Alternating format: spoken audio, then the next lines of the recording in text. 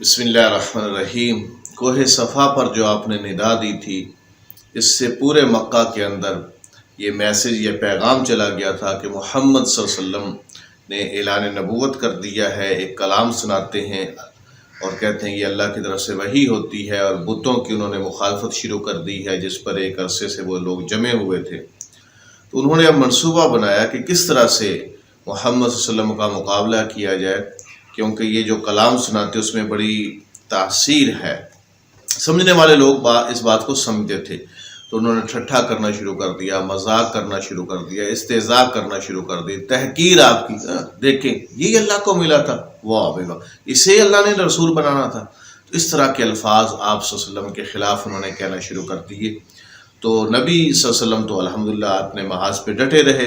پھر یہاں پر بات ختم نہیں کی، لوگوں کے دلوں میں اور شکوک و شبہات پیدا کیے، نہیں،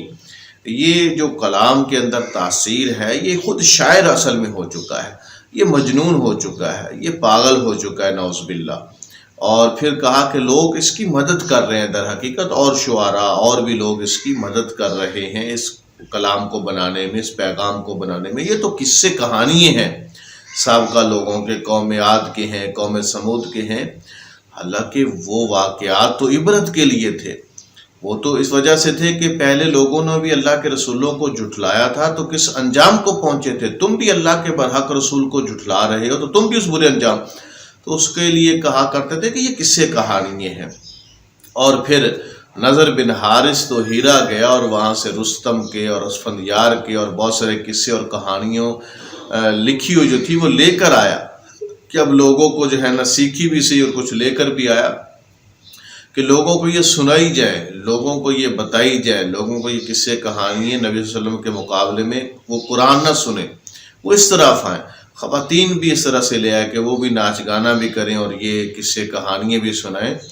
تو اس طرح سے بھی آپ صلی اللہ علیہ وسلم کی دعوت کو روکنے کی کوشش انہوں نے کی۔ یہ 3 نبوی کے اندر یہ سب واقعات ہو رہے ہیں اور یہ کوشش کر رہے ہیں کہ ہر طرح سے لوگوں کے دلوں میں شکوک اور شبہات ڈالے جائیں۔ اور اس پر پھر ابو لہب جو ہے وہ تو پیش تھا۔ ابھی عمرے کا، حج کا موسم آ چکا ہے اور لوگوں نے، اب عرب والوں نے حج پہ آنا ہے، تو اب ایک کمیٹی بن گئی ہے کہ اب کیا کیا جائے جی، یہ تو محمد صلی اللہ علیہ وسلم تو ان کو بھی دعوت دیں گے اور وہ تو دعوت کے اندر اتنی کشش ہے۔ تو ابو لہب جو تھا وہ دیکھتا تھا کہ حضرت محمد صلی اللہ علیہ وسلم جہاں جہاں جاتے تھے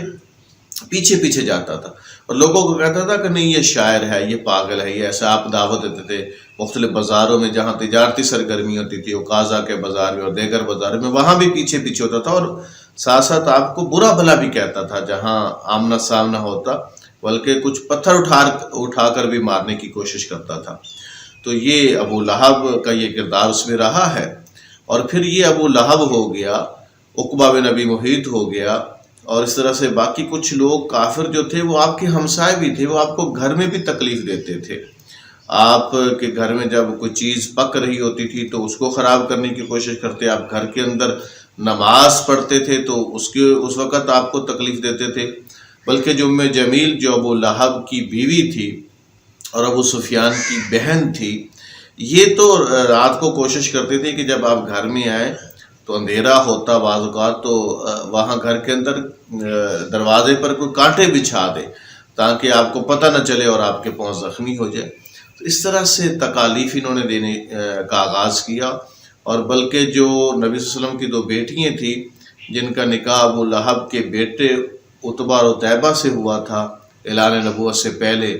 تو انہوں نے طلاق دے دی، ان کے بیٹوں نے، ابو لہب نے ظاہر کہا کہ طلاق دے دو، انہوں نے طلاق دے دی۔ اور یہ اس سے ظاہر ہے جب 2 بیٹیاں گھر میں آتی ہیں طلاق یافتہ تو کتنی تکلیف ہوتی ہے۔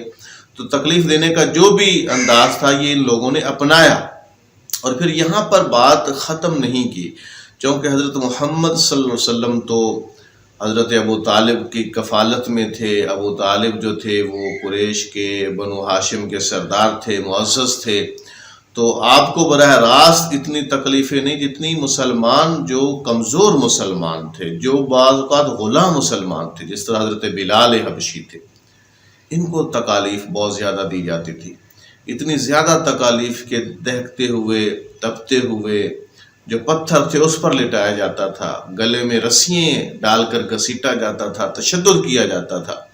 بھلا ہو جناب بکر صدیق کا، جنہوں نے ان کو دیکھا تشدد ان کے اوپر ہوتا ہوا اور پھر ان کو خرید کر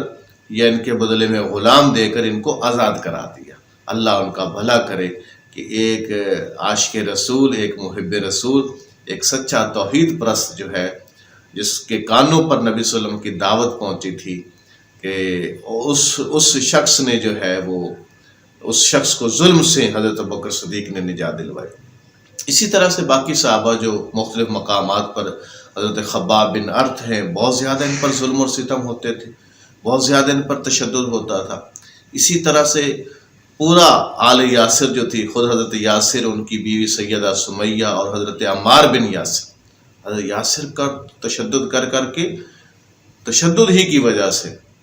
وہ دنیا سے رخصت ہو گئے، اور حضرت سمیہ کو تو ڈائریکٹ